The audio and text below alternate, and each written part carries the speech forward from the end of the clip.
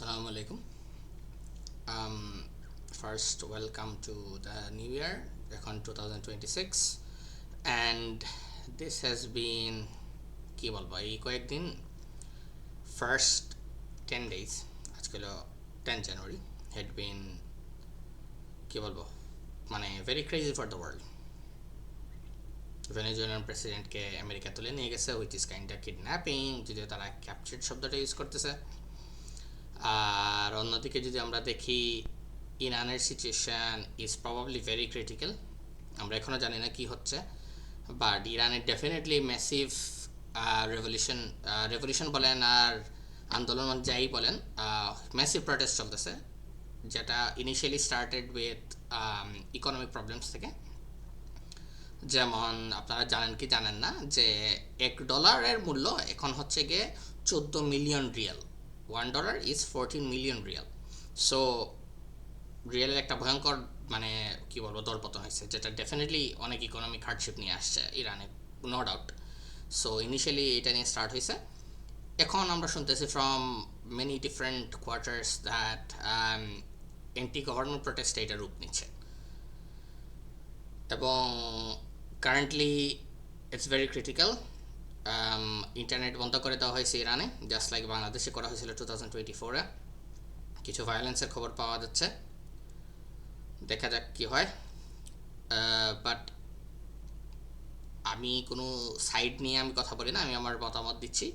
So ইরানের মানুষের government নিয়ে বিরক্ত হওয়ার অনেক রিজন আছে, সো এখানে ভেরি আন্ডারস্ট্যান্ডেবল। সো ইরানের পিপলের পয়েন্ট অফ ভিউ থেকে আমি কিছু বলতে চাচ্ছি না, এটা তাদের দেশের ইন্টারনাল ব্যাপার, সো এটা তারাই দেখবে। জিওপলিটিক্যালি যদি বলি, ইরানের current government is one of the last governments in the Middle East যারা আর still oppose to America. So technically ইরানের এই গভর্নমেন্ট যদি ফল করে, এবং এখানে এখন একটা বড় যদি শব্দটা আছে, because we are not sure আসলে ফল করবে কিনা। সো যদি ফল করে, এইটা কিন্তু একটা বিগ ডিল, এটা জিওপলিটিক্যাল মেজর চেঞ্জেস আসবে। কারণ ইরান হচ্ছে একটা অয়েল প্রডিউসার, ইরান খুব centrally located, Iran controls basically one of the most critical shipping lane in the world. Shipping line বলতে হলো কি যেদিকে ট্রেড শিপস পাস করে বিভিন্ন ধরনের, আর স্পেশালি আপনার মিডল ইস্ট থেকে স্পেশালি সৌদি আরবিয়া, কাতার এবং ইরান থেকে তেলবাহী এবং গ্যাসবাহী যে শিপসগুলো ক্রস করে, এগুলো স্ট্রেইট অফ হরমুজ দিয়ে ক্রস করে, যেটা খুবই ক্রিটিক্যাল শিপিং লাইন। সো এই ক্রিটিক্যাল শিপিং লাইনটার উপরে ইরানিয়ান গভর্নমেন্টের কন্ট্রোলটাই এটার one of the biggest leverage ওদের যেটা আছে ওয়ার্ল্ড ইকোনমিতে বা ওয়ার্ল্ড পাওয়ারের এগেনস্টে বা রিজনালি বা গ্লোবালি। এবং এটাও আমেরিকা বা countries that are oppose to Iran, তার জন্য একটা বিগ ইস্যু। সো যদি ইরানের গভর্নমেন্ট অ্যাকচুয়ালি ফল করে, এই জিনিসটা ইরানকে যারা অপোজ করতেছে তাদের জন্য অনেক ভালো, কিন্তু ইরানের গভর্নমেন্ট ফল করলে নেক্সট কি আছে এটাও আমরা জানি না। So it's a very interesting time, very critical to see. So let's see. এখন ইরান নিয়ে আমি এখন আর কমেন্ট করবো না, কারণ এখনও it's too early to say what is happening and what is not. But কয়েকটা ইন্টারন্যাশনাল সোর্স থেকে আন্দোলনকারীদেরকে সাপোর্ট করা হয়েছে, including from the government of the United states.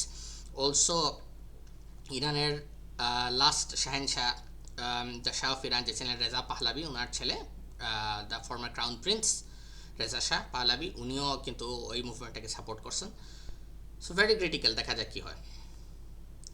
As for Venezuela, আমি ভেনিজুয়েলার যেটা নিয়ে আমি বলতেছিলাম, এটা হলো যে ভেনিজুয়েলাতে যে জিনিসটা আমেরিকা করছে এটাকে র পাওয়ার বলে, আর কিছু না।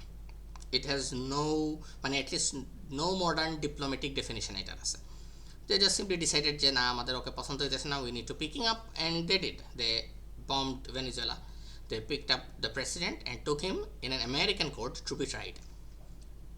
সো এটা আমাদের অ্যাটলিস্ট ওয়ার্ল্ড ওয়ার টুর পরের যে আমরা ওয়ার্ল্ড অর্ডার যেটাকে বলি, যেটা ইউরোপিয়ানসরা বলতে পছন্দ করে as the rule based order, এটার কিছুই নেই, এটার ধারে কাছে না।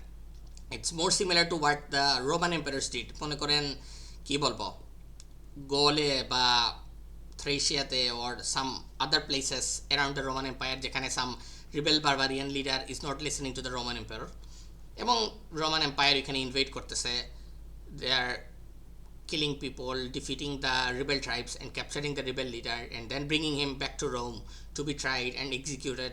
হ্যাঁ, এখন probably Maduro won't be executed, maybe, I don't know, but very similar, একই জিনিস, মানে এটা র পাওয়ারের একটা ডিসপ্লে যেটা আমেরিকা করছে। এটার লং টার্ম এফেক্টস কী হলো দেখার বিষয়, কারণ টেকনিক্যালি ওয়ার্ল্ড পলিটিক্সে if America can pick up another national leader, whatever the reason, সত্য মিথ্যা জেনুইন বা ফালতু রিজন যেটাই হোক, যদি পারে any country can technically do that.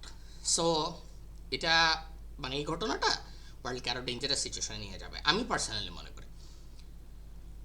So any stronger country can pick up anybody from a weaker country, doesn't matter who you are, মানে diplomatic আর মানে কিছু থাকলোই না এখানে। তো দেখার বিষয়। Apart from this international affairs, আমরা আরেকটা দেখছি ইয়ামানের সিচুয়েশন। ইয়ামানে Saudi Arab and the United Arab Emirates এখন কিন্তু পুরোই আপনার অপোজিং সাইডে। যেমন Saudi Arab bombed some locations backed by locations and military units who were backed by the United Arab Emirates. So even জিসিসির দুইটা দেশ যাদেরকে নর্মালি খুব ক্লোজ এলাই ধরা হয়, ওরাও কিন্তু একটা এক ধরনের জিও পলিটিক্যাল প্রবলেমে আছে।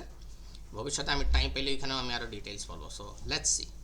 সো আপাতত দ্যাটস দ্য ইন্টারন্যাশনাল সিচুয়েশন। আর আমি সামনে একটা লঙ্গার ভিডিও করবো। So let's wait for that. Best of luck. Thank you.